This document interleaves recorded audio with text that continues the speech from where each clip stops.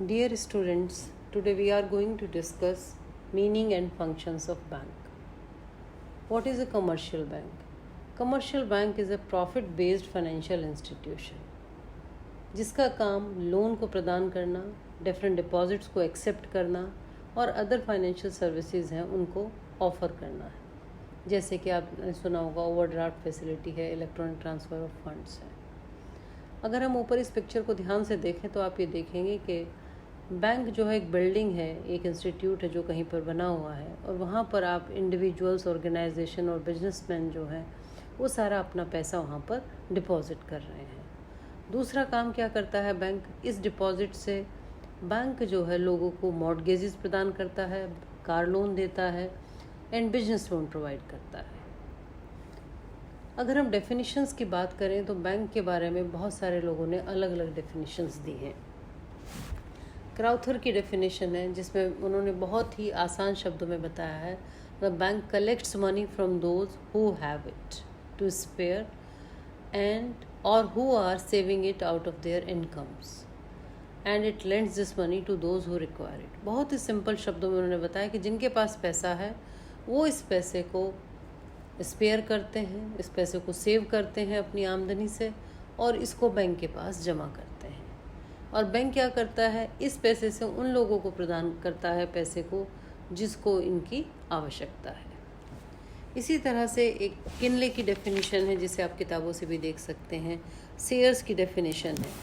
जब हम सब इन परिभाषाओं का अध्ययन कर लेते हैं तो हमें मुख्य रूप से 2-3 बात सामने निकल कर आती हैं।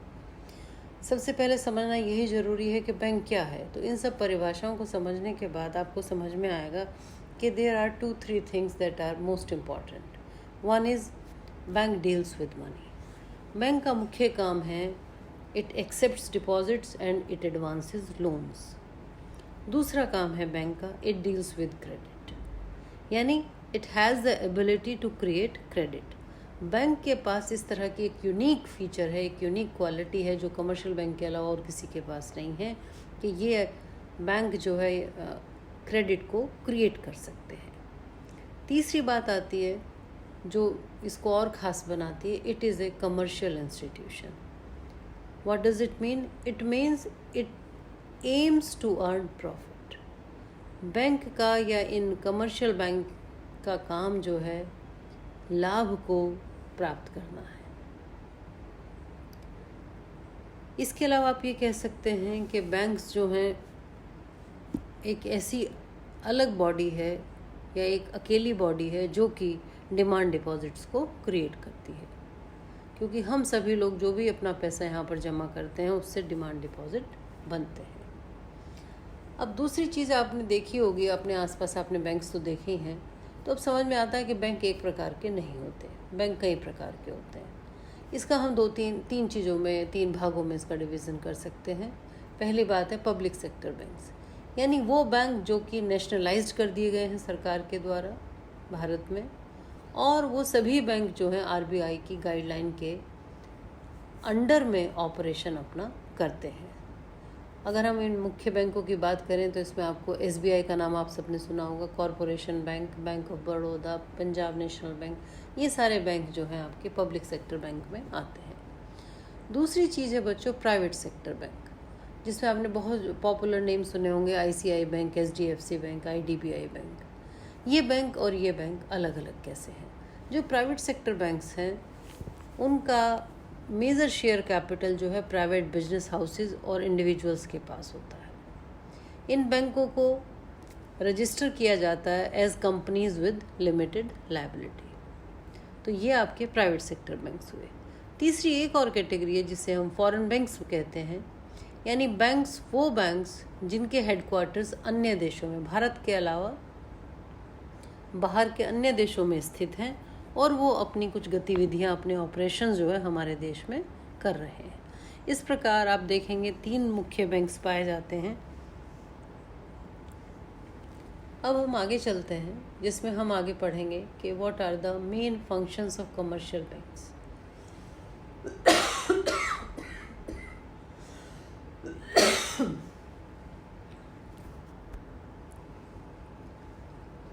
सामने आप देख रहे हैं स्क्रीन पर कि सबसे पहला फंक्शन है एक्सेप्टिंग डिपॉजिट्स। बैंक का मुख्य काम डिपॉजिट्स को एक्सेप्ट करना है, यानी जो व्यक्ति पैसे को बचा सकते हैं और उसकी प्रॉफिटेबिलिटी को यूटिलाइज करने के लिए उसको बैंक के पास जमा करते हैं। जो लोग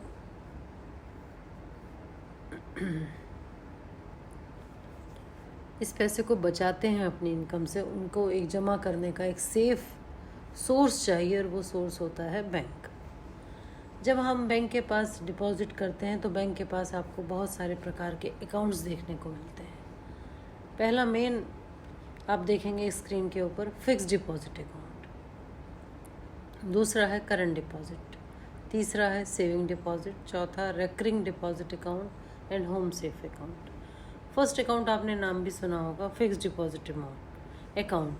फिक्स डिपॉजिट का मतलब जो कि किसी एक विशेष समय अवधि या एक निश्चित समय अवधि के लिए 1 साल, 2 साल, 5 साल के लिए आप कोई पैसा अगर बैंक में जमा करते हैं उसको हम फिक्स डिपॉजिट अकाउंट कहते हैं। अर्थात इस पैसे को उस समय अवधि के पूर्ण होने से पूर्व आप नहीं निकाल सकते। इस अकाउंट पर जो आपको रेट ऑफ इंटरेस्ट मिलती है वो भी अन्य अकाउंट से हायर मिलती है। तो जैसे जैसे पीरियड बढ़ता जाता है वैसे वैसे रेट ऑफ इंटरेस्ट हाई होती जाती है। इन अकाउंट्स को हम फिक्स डिपॉजिट अकाउंट के साथ साथ टाइम डिपॉजिट या टाइम लायबिलिटीज़ भी कहते हैं। दूसरा नंबर है इसमें करंट डिपॉजिट अकाउंट। ये अकाउंट जनरली बच्चों ट्रेडर्स और बिजनेसमैन के द्वारा खोले जाते हैं, जिनको दिन में अनेक बार पैसा जमा करना होता है और अनेक बार निकालना होता है, और इनको इस बात की स्वतंत्रता होती है कि ये कितना भी रुपया इसमें जमा कर सकते हैं और कितना भी रुपया इसमें निकाल सकते हैं। लेकिन इन अकाउंट्स के ऊपर कोई ब्याज इनको प्रदान नहीं किया जाता। इनको हम डिमांड डिपॉजिट भी कहते हैं। तीसरा है आपका सेविंग डिपॉजिट अकाउंट। मुख्य जो एम है या पर्पज़ है इन अकाउंट का, वो that is just to encourage and mobilise small savings of the public. There are certain restrictions on these accounts on the number of withdrawal of money and the amount to be deposited.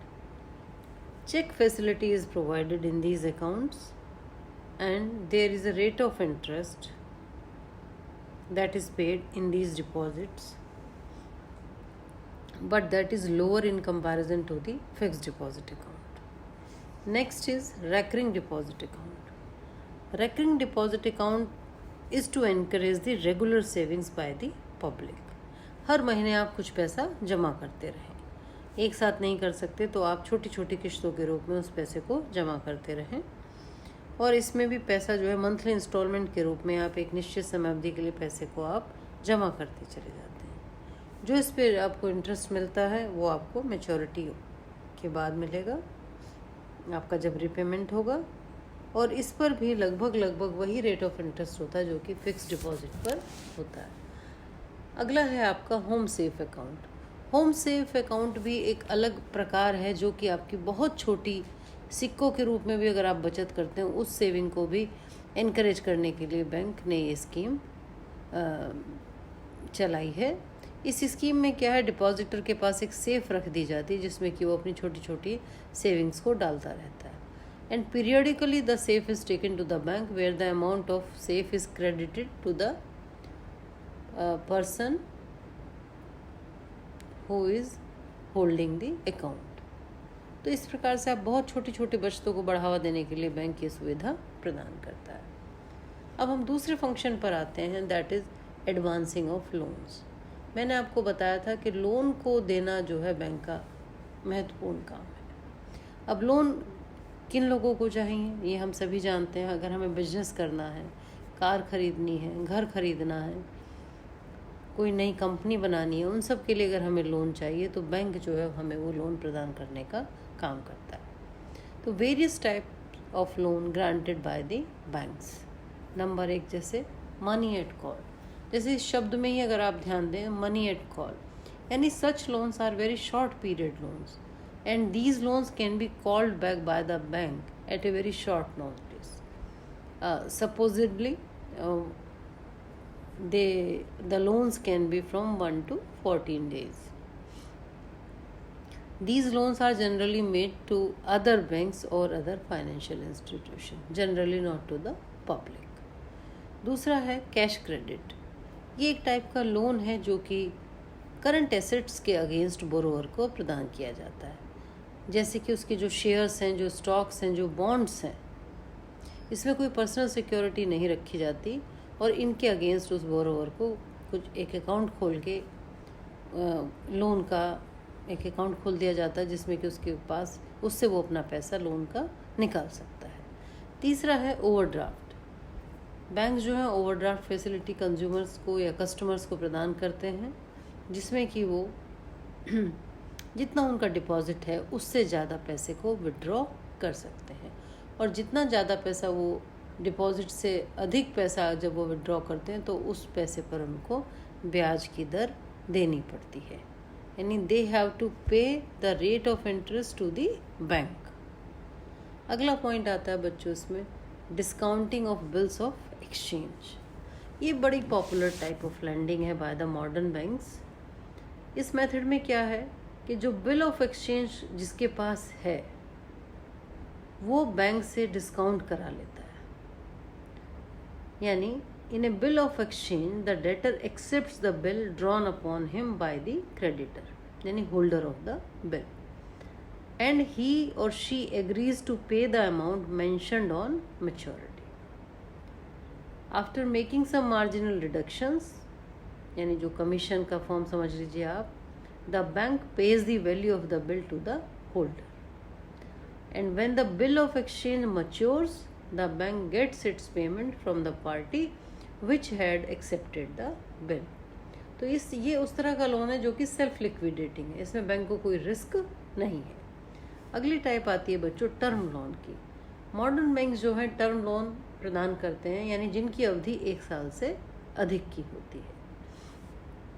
इसमें जो भी amount sanction किया जाता है वो borrower को credit किया जाता है और उसके ऊपर इंटरेस्ट लगाया जाता है.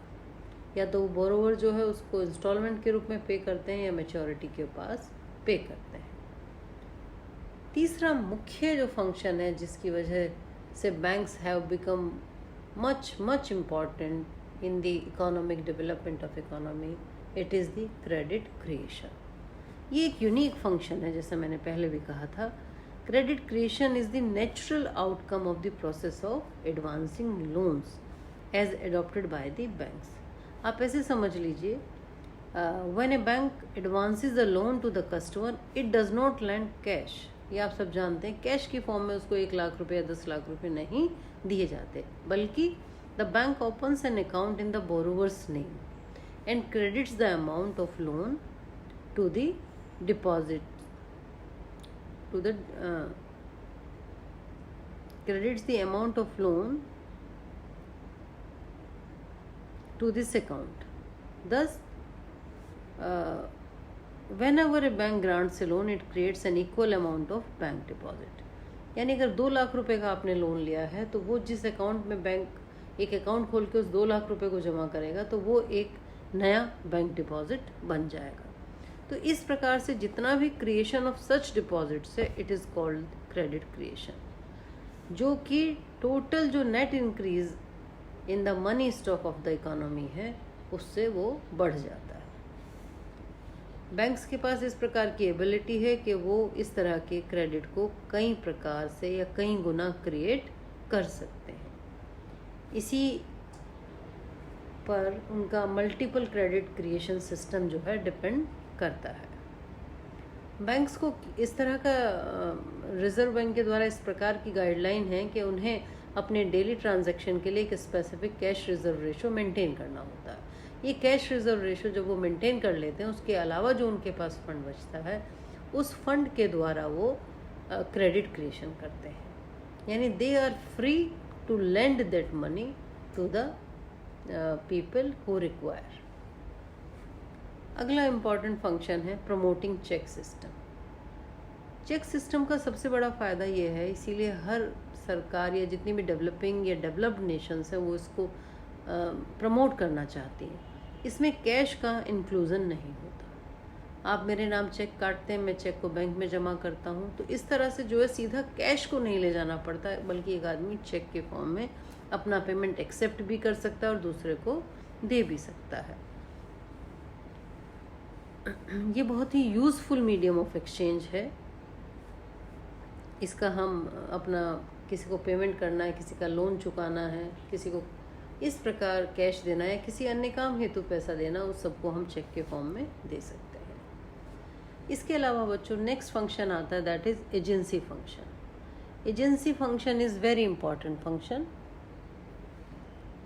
यानी जब बैंक कुछ ऐसे काम करता है जो कि for and on behalf of their customers, यानी अपने उपभोक्ताओं के लिए और उनके बिहाफ पर अगर कोई काम करता है, उसको हम एजेंसी या अभिकर्ता कार्य बोलते हैं।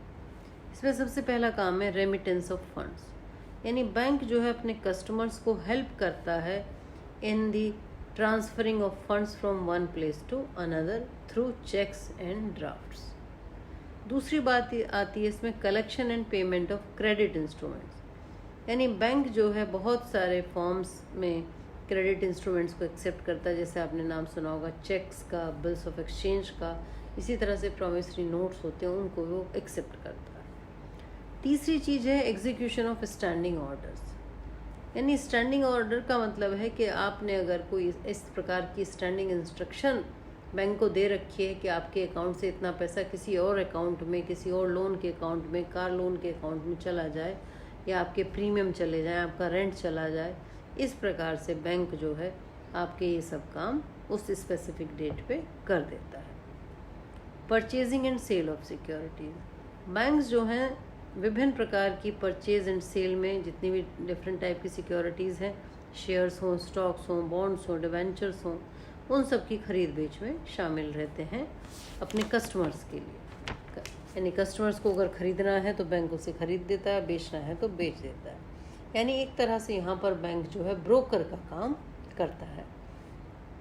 इसी प्रकार से आप देखेंगे जो शेयर्स हमारे पास है उस पर अगर हमें लाभ प्राप्त होता है डिविडेंड्स के रूप में, तो वो डिविडेंड्स भी बैंक हमारे कलेक्ट करते हैं। इसी प्रकार से बैंक जो है इनकम टैक्स की कंसल्टेंसी भी देते हैं। बहुत सारी चीज़ों में वो ट्रस्टी और एग्जीक्यूटर का काम करते हैं। बहुत सारी फर्म्स बड़े बड़े बिग हाउसेस में ट्रस्टी बना दिए जाते हैं डेथ के बाद, तो बैंक उसका फंक्शन अदा करते हैं। इसी तरह से वो रिप्रेजेंटेटिव और कॉरेस्पॉन्डेंट का भी काम करते हैं। तो ये ऐसे कुछ काम हैं जो कि बैंक जो है अपने विभिन्न उपभोक्ताओं के हेतु इन कामों को करता है। इसके अलावा बच्चों बहुत सारे ऐसे काम हैं जो कि जनरल यूटिलिटी के फंक्शन हैं जो बैंक के द्वारा किए जाते हैं, जैसे कि लोकर फैसिलिटी।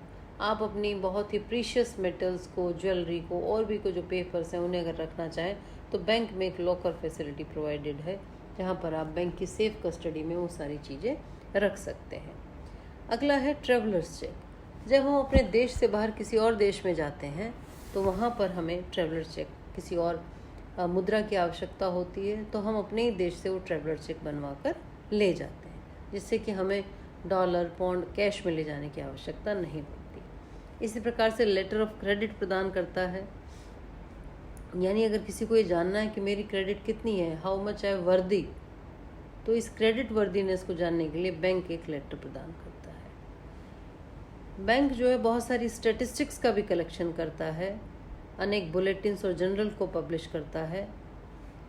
अंडर राइटिंग सिक्योरिटीज़ ये भी बैंक का मुख्य काम है, जिसमें कि जो कि सरकार के द्वारा इशू की जाती है उनको अंडर राइट करता है सिक्योरिटीज़ को।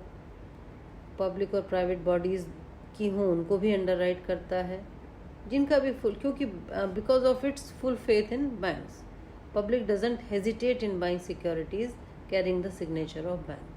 बैंक व्यवस्था में लोगों का भरोसा होता है, इसलिए बैंक जिस बात को गारंटी कर देता है उसमें लोगों को दिक्कत नहीं है। गिफ्ट चेक, आपको किसी को गिफ्ट देना है ऑस्पिशियस ओकेजन पे, तो उसके लिए भी गिफ्ट चेक प्रदान करता है। Acting as a referee, referee का मतलब है कि जब आपने, जैसे कोई आप फाइनेंशियल पोजीशन है, आप बिजनेसमैन है, रेपुटेशन है, इस सब में जो भी इंफॉर्मेशन अगर लेनी है तो बैंक में भी रेफर्ड। ठीक है। अगली बात आती है फॉरेन एक्सचेंज बिजनेस। बहुत सारे ऐसे फॉरेन एक्सचेंज में डील करने के लिए बैंक्स की विशेष एक डिपार्टमेंट अलग से बनाया जाता है कि जो फॉरेन एक्सचेंज में डील करता है। तो इन सब बातों से आपको पता लगेगा विद्यार्थियों कि बैंक जो है बहुत सारे प्रकार के काम करता है, केवल पैसे को जमा नहीं करता और लोन ही नहीं देता, उसके अलावा भी बैंक व्यवस्था में बहुत सारे वाइटल फंक्शंस को करता है। अगले चैप्टर में और अगली क्लास में हम लोग देखेंगे कि रोल ऑफ कमर्शियल बैंक्स क्या है।